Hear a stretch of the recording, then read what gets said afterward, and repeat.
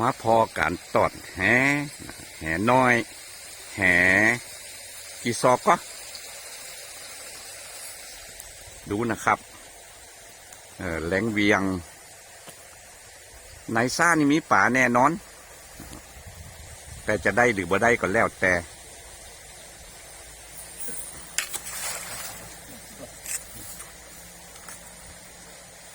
ถ้าข้างตังเทพบอเป็นหยัง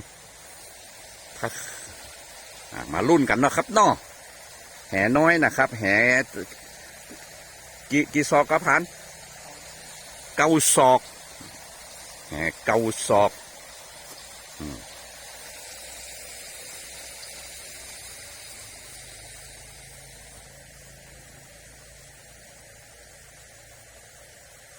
การทอดแหนี่เขาจะกระชากกำเดียวขึ้นเป็นไปบ่ได้เนาะต้องก่อยๆดึงนะครับเพราะว่าอาจจะไปเจอกิ่งไม้ความฉลาดของป่าเนาะเขาจะนอนลาบกับดินถ้าลากไว้ก็ข้ามตัวป่าไปเหี้ยมาลุ้นกันผมว่ารอบนี้10 กิโลต้องได้นะ10 กิโลฮะดูพายน้ำขึ้นเยอะนี่อันที่พายน้ำขึ้นเนี่ยจริงๆไม่เนาะจริงไม่เอาบะเกี้ยงมาเจ้านี่ก็ได้คนละของ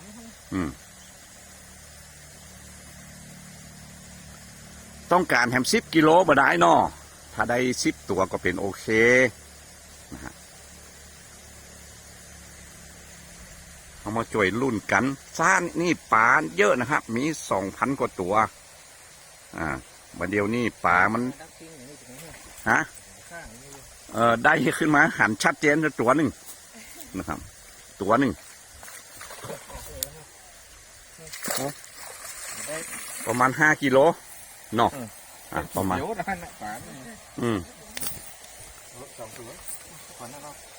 ตัวปลานั่นเข้าป่าเป็นป่าก็ว่าปลาเลี้ยงอะไร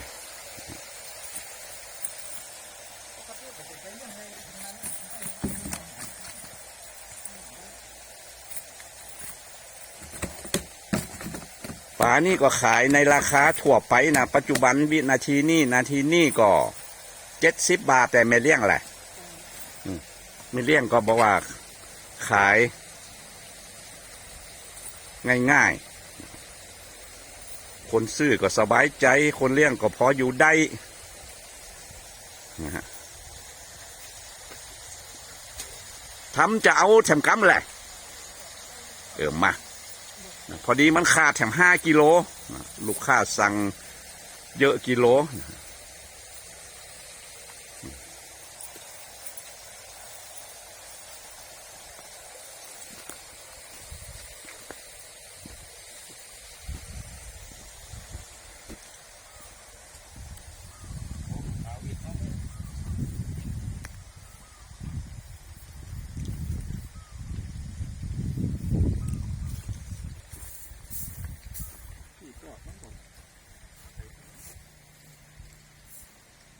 25 กิโลครับ25 กิโล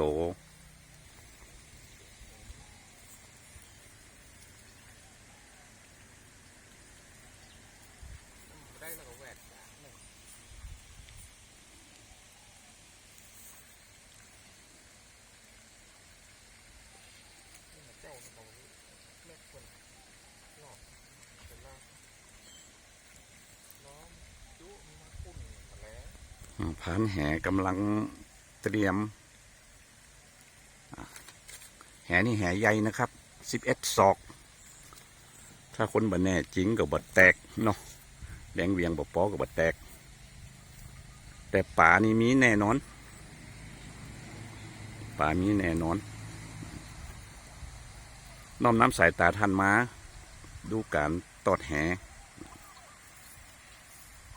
กดไลค์กดแชร์กดกระดิ่งกดซับสไครต์ให้กระตังรายการวันนี้กักกินมันนะครับเนอก็จะได้หารายการดีๆให้พ่อแม่พี่น้องได้พอได้คอยแต่นายพานเพิ่งเรารอบนี้บ่แน่ใจเพราะเนื่องจากว่าแหโดนน้ำป่าก็โดนหมาด อ่ะมารุ่น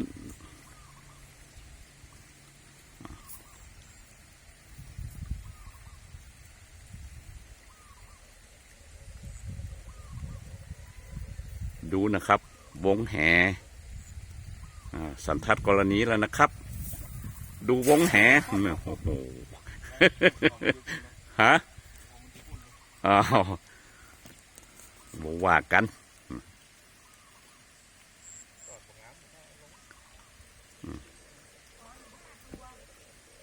รอบนี้ได้อะรอบนี้ได้หลาย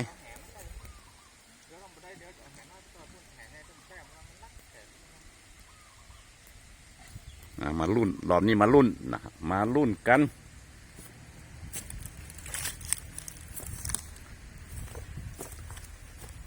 ป่ามันมีตีลบเยอะ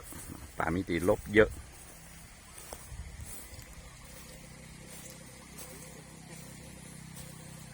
สัก2-3 กิโลได้อยู่เนาะที่ข้านตอดมันนะภายน้ำขึ้นนี่เป็นกิ่งไม้นะฮะ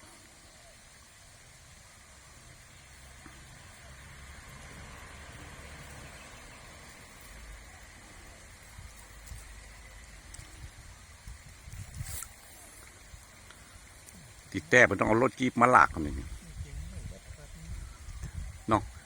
กว้างๆห่างๆอีน่ะกิ่งขวางแล้วนี่รอบนี้บ่ได้สักตัวนะครับเนื่องจากกิ่งไม้ทำให้ป่าหลอดไอ้ติกิ่งไม้นะลองมาถึงมาบ่ได้สักตัวแต่กอมันน่าจะได้น่ะเนี่ยตัวหนึ่ง2 ตัวต้องได้ละเหตุผลเพราะว่ามันป่ามันหนักนั่นโอ้โห3-4 ตัวก่อนนะครับขนาดว่าบ่มีนะ2 ตัวก็กิโลไปเนาะ2 กิโลกดไลค์กดแชร์กดกระดิ่งกดซับสไครต์ให้กับตังรายการบนน้องกักจิ้มนะครับเนอนะครับขอบคุณทุกท่านครับขอบคุณครับผมขอบคุณ